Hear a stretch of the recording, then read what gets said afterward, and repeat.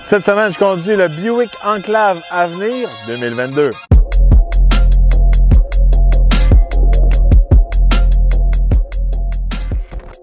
Pour 2022, le Buick Enclave a reçu un mid-cycle refresh qu'on appelle dans le jargon automobile. Alors, beaucoup d'améliorations côté style et technologie. Aujourd'hui, on va aller en profondeur voir les améliorations versus l'ancien modèle. Sous le capot, on retrouve un V6 de 3,6 litres, bon pour 310 chevaux et 266 livres-pieds de coupe. Ce moteur est jumelé de transmission 9 vitesses. C'est le seul moteur qu'on retrouve sous le capot du Buick Enclave. Un bon vieux moteur GM que ça fait beaucoup d'années qu'ils utilisent, mais qui fait la job.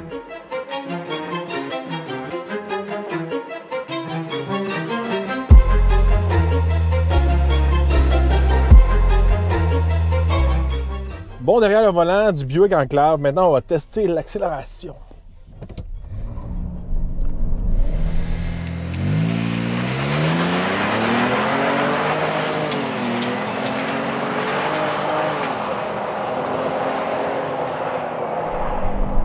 Et voilà.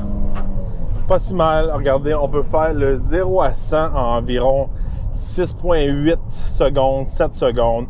C'est un véhicule qui est pas rapide, mais qui est pas lent. Je dirais que c'est dans la moyenne. C'est sûr et certain que je pense qu'on peut peut-être avoir un meilleur décollage si j'aurais activé le système intégral.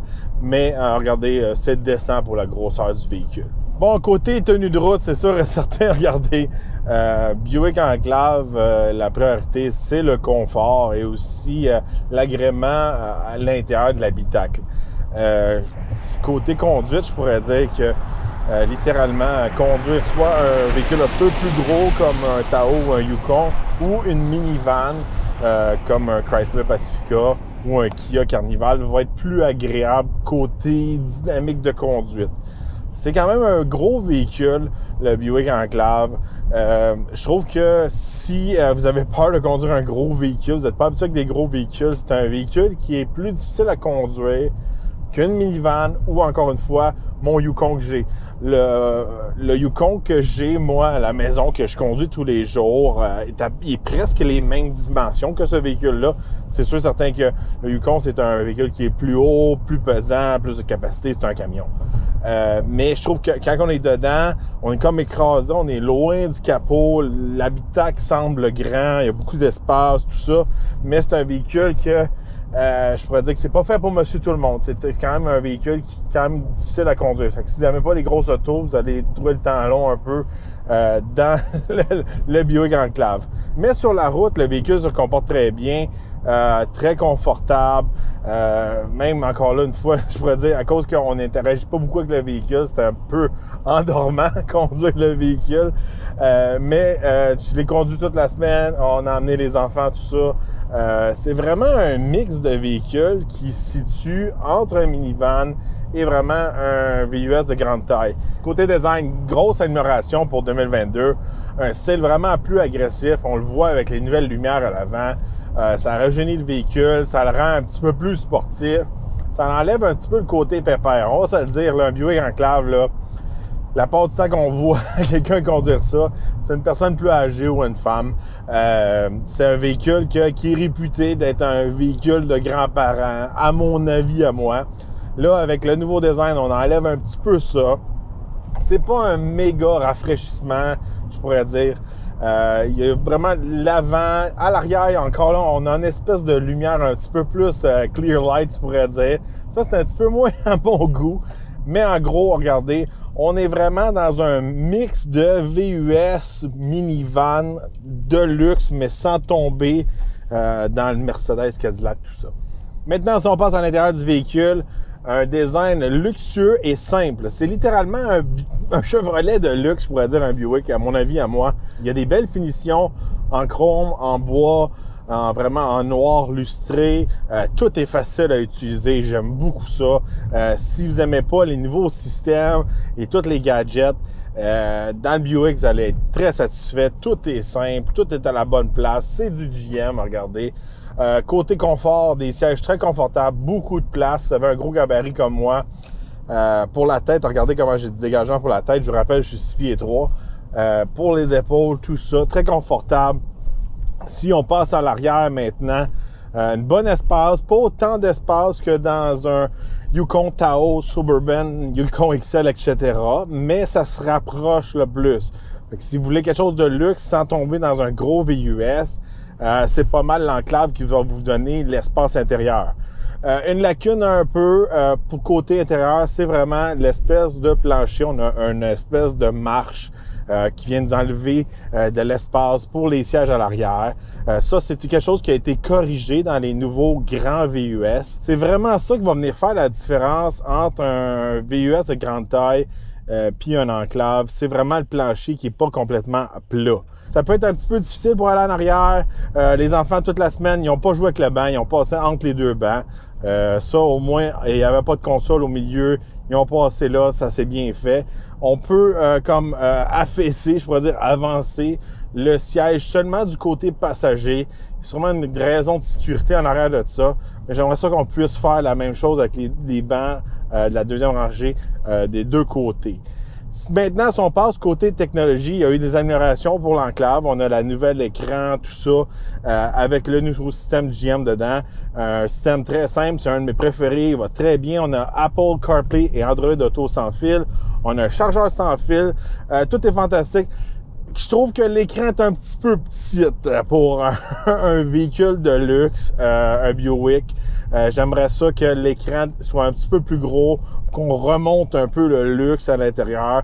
Je trouve que c'est vraiment comme... Il y avait ce trou-là dans l'ancien modèle, puis ils ont mis le nouvel écran dedans, puis c'est ça qui a fait la job. Côté valise, très spacieuse, pour quand même un 7 passagers. On peut abaisser les sièges. De ce côté-là, facile d'accès. On a un haillon électrique, tout ça. C'est standard un peu dans cette grosseur-là. Mais je vous rappelle, l'enclave, c'est vraiment un des plus gros de son segment. C'est un des plus spacieux, surtout quand on tombe dans la gamme de luxe. Fait que ça, c'est un plus pour l'enclave. Un gros plus que j'aime beaucoup dans ces modèles-là, c'est vraiment, on peut contrôler le système intégral. Même chose que le Chevrolet Equinox que j'ai eu à l'essai la semaine passée. On peut désactiver littéralement le système intégral. Ça vient déconnecter. Alors, il vient pas tout le temps donner ou il y a une perte de pouvoir dans le système intégral.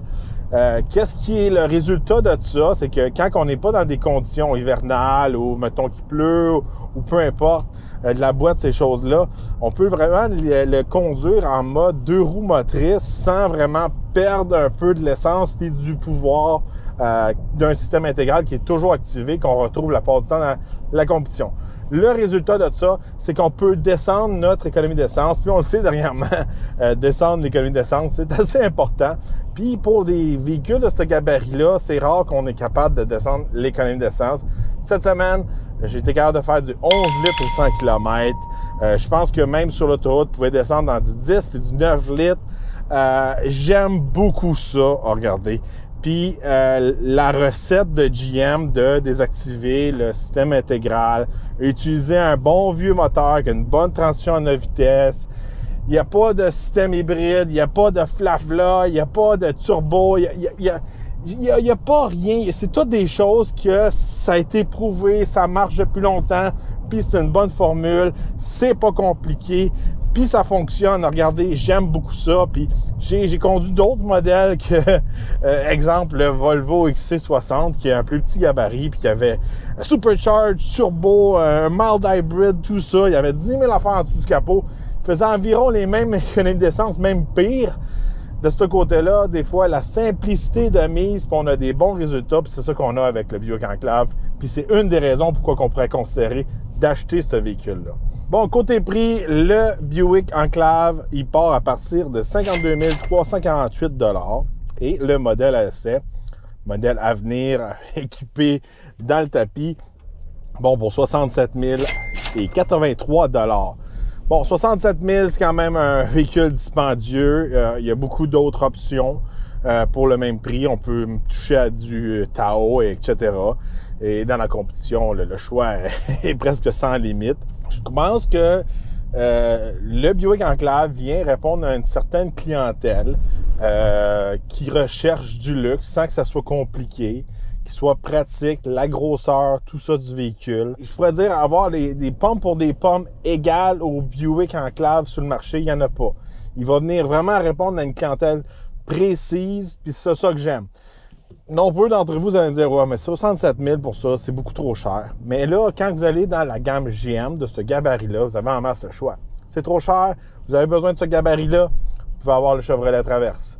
Vous le trouvez trop gros, vous pouvez avoir l'Acadia ou le XT6. Vous voulez plus de luxe, le XT6. Vous voulez plus de capacité en route, le Acadia AT4. Fait que de ce côté-là, c'est sûr que si on regarde juste de chez GM, ils ont vraiment toute la gamme pour répondre à pas mal tous les besoins pour quelqu'un qui regarde un VUS de cette taille-là. Côté remorquage, on peut tirer jusqu'à 5000 livres avec le Buick Enclave. On a même un mode remorquage. C'est quelque chose qui s'en vient de plus en plus rare de nos jours dans ce genre de VUS-là. Alors, c'est un gros plus de ce côté-là. C'est sûr et certain, si vous voulez tirer plus que 5000 livres, je vous recommande de regarder quelque chose d'un petit peu plus gros.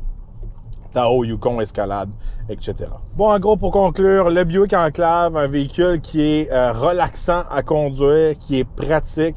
C'est pas celui qui va flasher le plus sur la route. C'est pas celui qui flash le plus à l'intérieur. C'est un véhicule qui est simple à utiliser, puis qui fait la job, en gros. Puis il va plaire à une certaine clientèle. Puis c'est pas pour tout monsieur, tout le monde. C'est sûr et certain, regardez, moi, j'échangerai jamais mon Yukon Denali pour un Buick Enclave. Je sais que c'est un véhicule qui est plus cher, mais c'est sûr et certain, je choisirais un Tahoe ou un Yukon, peut-être pour le même prix ou un plus de base que le Buick Enclave. Je trouve que c'est plus le fun à conduire de ce côté-là. Alors, dites-moi dans les commentaires quel VUS chez GM répond plus à vos besoins. Est-ce que c'est le Chevrolet Traverse, le Buick Enclave, le GMC Acadia ou le Cadillac XT6? J'aimerais voir votre avis dans les commentaires. N'oubliez pas de vous abonner, liker et partager la vidéo. Et on se revoit dans un prochain Essai routier.